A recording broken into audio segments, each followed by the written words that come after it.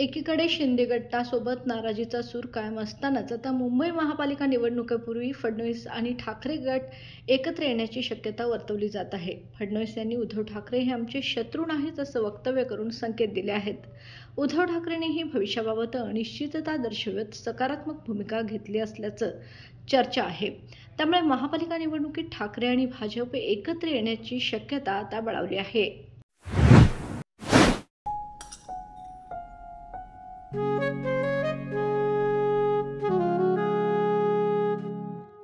बाबा, आज येताना बासुंदी घेऊन या ना.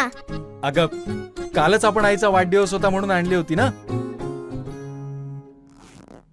ऐकलं, गोकुळची बासुंदी पुन्हा खावीशी वाटतेय. खरं सांगू, मलाही खावीशी वाटतेय. पुन्हा पुन्हा खावीशी वाटणारी गोकुळ बासुंदी.